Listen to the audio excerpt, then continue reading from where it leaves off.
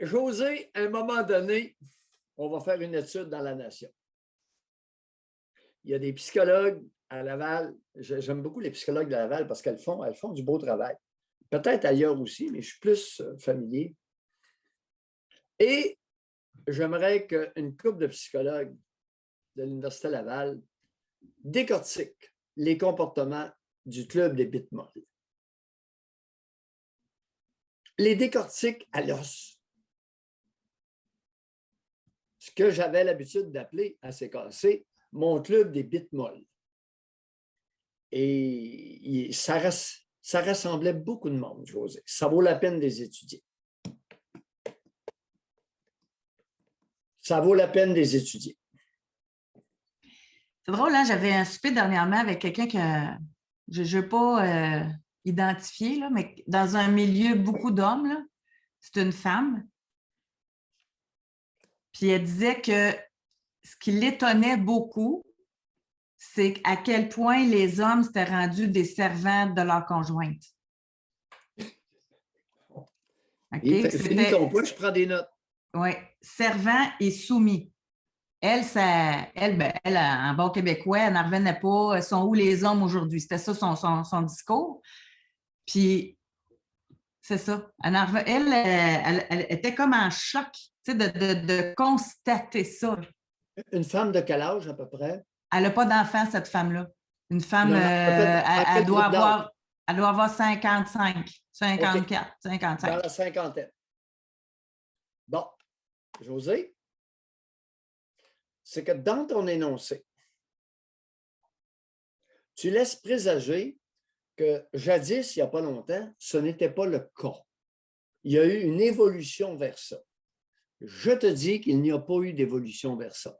Ça fait longtemps, ça fait au moins 60 ans, 70, 80 ans, que c'est, au moins 70 ans, que c'est comme ça. Elle ne le sait pas. Mais il y en a peut-être en plus grande proportion maintenant. Non, ça a toujours été. C'est que c'est le niveau de conscience qui augmente.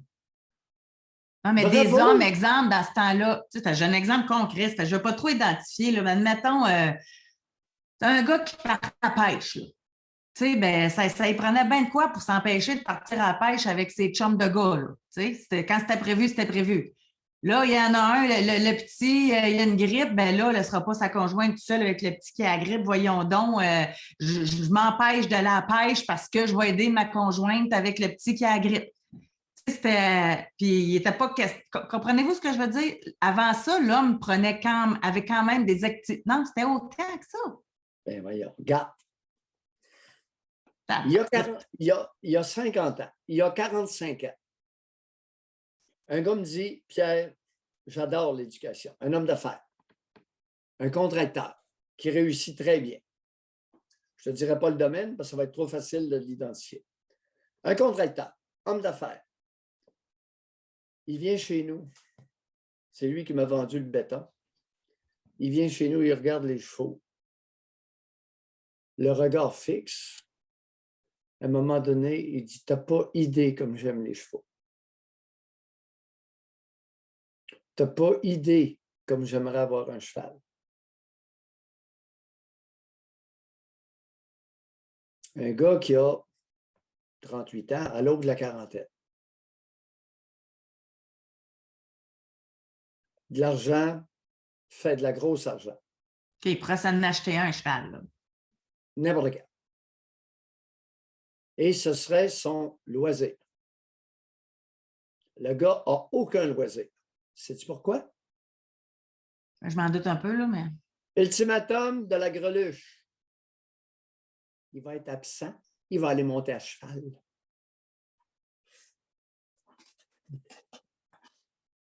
Ça me fout en rogne. Ben, les deux me foutent en rogne, les deux. Elle de dominer, puis de lui de se faire dominer. Oui, mais José, je le comprends. Je le comprends. La première chose qu'elle va faire, c'est de se fermer les jambes. Puis il va être obligé de se crosser. C'est aussi simple et clair que ça. Il ne peut pas. Il ne peut pas. Au travail, écoute, tant qu'il travaille, 60 à 70 heures facilement par semaine. Elle ne dit pas un mot, elle est ronflante. Mais s'il va s'amuser, elle est folle. Elle devient folle. Ça va pas bien dans notre Canada français.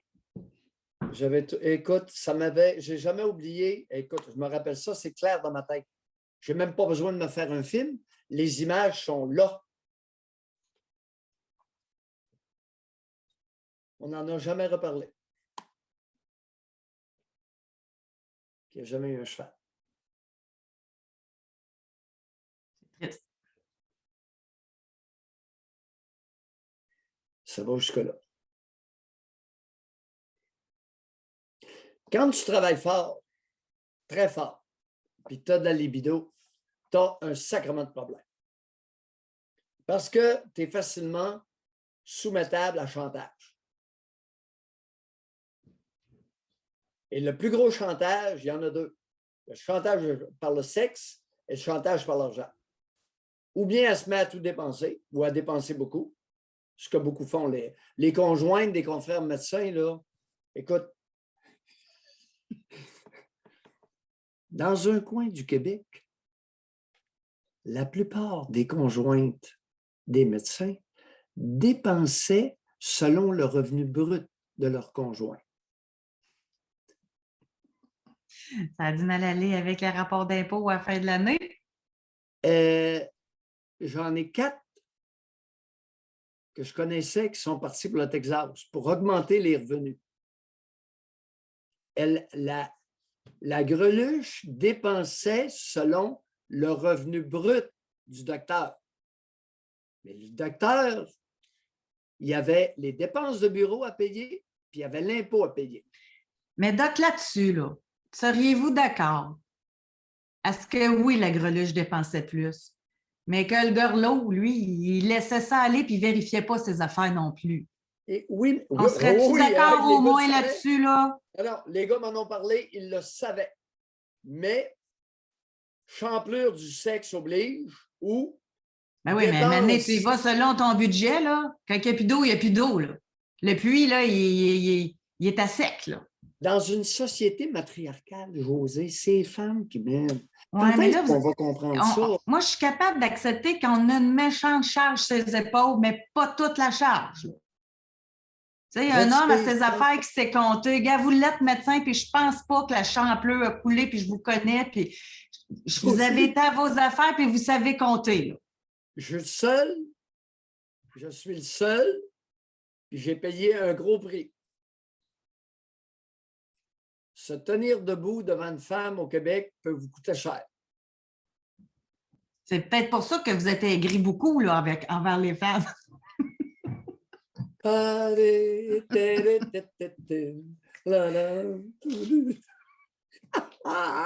C'est rare que je me plaigne.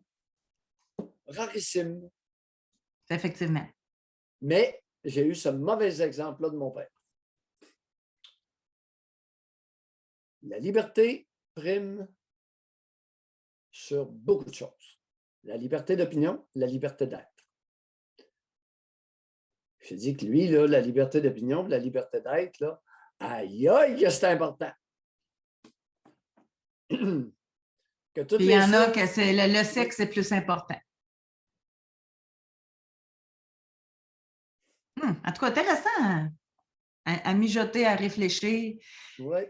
Mais on n'a pas toute la charge. Là. Non.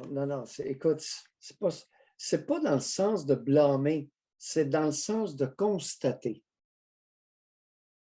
D'abord, faire le constat, parce qu'on n'est pas arrivé là encore. Tu sais, quel est le pourcentage de femmes qui sont convaincues au Québec de vivre dans un système patriarcal? C'est la majorité. Elles ne voient pas ce qu'elles sont. Elles ne voient pas ce qu'elles font. Mais ça, je pense qu'on le sait, Doc, là-dessus. Là. On pense peut-être, les femmes disent qu'elles ne le sont pas, que c'est les autres qui le sont peut-être. Elles ne se voient pas personnellement, Mais je ne pense pas qu'au Québec, on dise qu'on est une société patriarcale. Tu sais, on parle souvent des Germaines, on parle souvent de... Ça fait partie des jokes, des humoristes, qui portent les culottes dans la famille. Tu sais, je pense qu'on le sait que c'est matriarcal, là. OK, tant mieux. Mais la personne ne se voit pas matriarcale. La femme ne se voit pas germaine. Elle ne se voit pas. Et, c'est... et avec la nuance, et encore samedi, encore il y a quelques jours, je rappelais à quelqu'un, c'est celui qui a le plus de tête, la meilleure tête, le plus compétent dans un domaine donné, qui prend la décision finale dans une famille. Ce n'est pas une question de genre, c'est une question de compétence. C'est ça.